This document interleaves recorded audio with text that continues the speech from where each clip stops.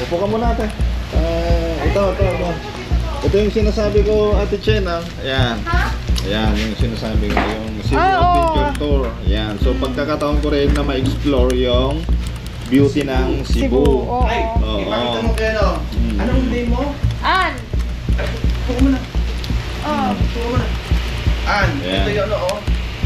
Ito yung mga checkpoint. Ito may mga checkpoint. Video ko na rin para Ayan, ipapakilala ko muna si Sir Bobby Mencias. Hello.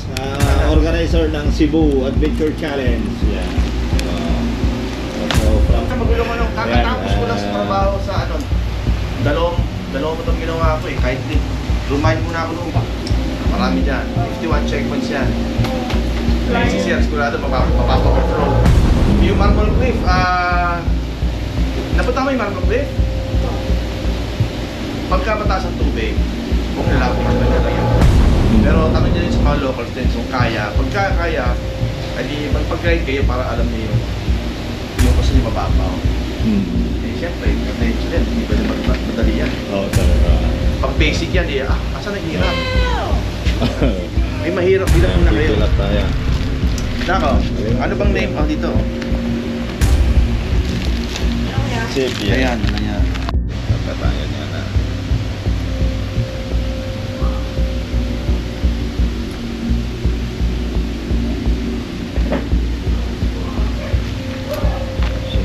Participant must have a proper license to operate the duly registered vehicle and use backriders or other legal occupants must be registered to be entitled to the start.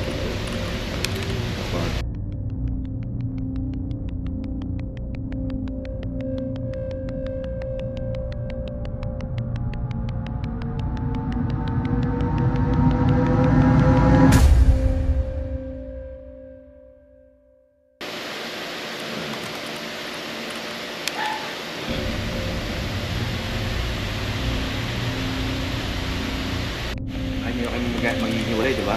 Opo, hindi kami. Ito po yung ating yung ating mapa. Ang rota natin, wala tayong rota na parang endurance na clockwise o counterclockwise. Opo. O wala, hindi to Philippine loop na clockwise o counterclockwise din. Bahala ho kay Mamlano ho. Pwede nyo simulan ng mga central checkpoints, which is ito, o yung northern checkpoints, o yung southern checkpoints. Normal naman kasi sa mga participants, especially mga dito ang magtanong, maghingi ng tip. Dapat nga walang tip para syempre mas adventure, mas excited, di ba, na ano pa mahirap dito, ano. Pero syempre kung ako based dito sa dito, ilang checkpoints to, I forgot, parang 30 plus ang southern, ang northern na pinakakonti, ang central, so ito pinakakonti. So para sa akin since mag-start pa tayo, hindi pa tayo pagod. So, doon tayo sa pinakamarami. Kaysa mag-start dito sa north and then south, pagod na kayo. And then marami pa dito. So, kung ako, uunahin ko south. So, south muna. Tapos lalampasan ko yung central na norte ako. Kahit pagod na ako ngayon, pagtapos ako sa norte, pagod na ako ngayon sa medyo kota na. Central naman tayo eh. Diba? Kumbaga, ito naman ang uwian natin. So, tama ko ba? Opo.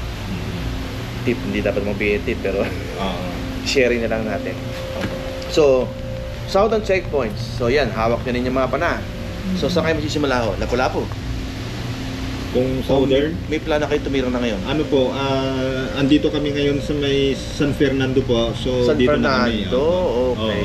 So, ayan, San Fernando. So, from here, punta natin San Fernando. Okay. Opo. So, diyan kami tutuloy ngayon pa. Ayun, tirahin niyo itong Argao, Dalagit, yan yung mga checkpoints, Dalagit, Alcoy, ayan o. So, hindi kayo pwede bumase kung ano yung mga nakasulat kasi mangyayari niyan. Hindi nga kasi ito yung sunod-sunod ng ganun.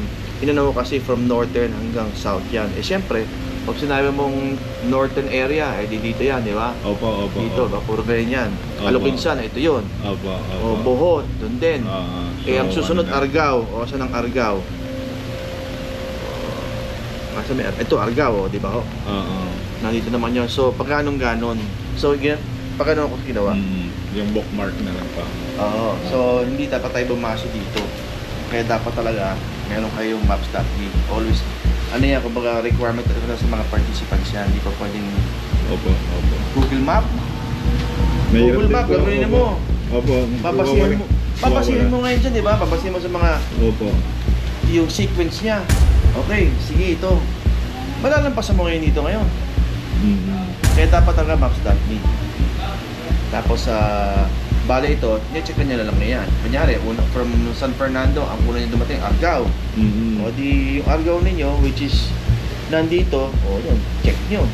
Diba? Wala pa kayo dito, diba? Opo. So, kung gusto nyo akong tanongin, saan ba mas magandang unahin? Dito ba? Para, counterclockwise o clockwise? Sige. Clockwise ako. Opo. Parang dito na kami po, tapos yun, tatagusin na naman. Yun. Ito, yung mga yan, itong Ablayan Peak, ito, going up na yan. Para sa akin na. Sa natin dyan, picture lang po. Picture lang. Passport nyo lang, ito lang. With the jersey. Siyempre na kayo. Sa mga iba nga na tumira ng gabi, which I discourage yun na tirahin ng gabi, wala naman silang choice. Pero sila rin ang nawawalan din. Bakit? Siyempre, hindi na nakikita yung view. Kaya ako nga pinili yung mga checkpoints niya kasi maganda yung check yung view niya. Yung mga ibang mga Cebuano participants. Meron pala yan dyan. Na napupuntahan yung sa May Central. Hindi pa na napupuntahan yung sa Tuhan Cave. Malmay Forest, napuntahan na yan. Pero yung Bigapit, kilala na yan. Pero Malungkog Lake, mga World War II backers, hindi na alam yan. Yung karamihan ng mga Spanish watchtowers, yung mga baluarte, ang alam nila yung Alegria. Marami dyan ang mga hindi nila alam. Mga hindi pinapansin ng gobyerno kasi yung mga ibang bumbu pa, yung baluarte, ilan yun? Sa Ginatilan, sa Santander, sa Alcoy, hindi na pinapansin. Kasi hindi wala sa main road eh. Pero bakit yung Obong? Yung Obong, ito punta ng mga tao kaya decide silang paglandahin, i-restore nila. So akin na po itong isa dito. Iupitin ko lang ito. Ito yung file ko. Yun na po po. Kung na kayo mga mga 180 kilometers o basta between 150 to 200. Gas ako po kayo. Anong gas niya po? Tres lang, mawabat na mag-isa naman siya. So, ito po ang starter niya. Ito, no? So, minsan kasi, sige po.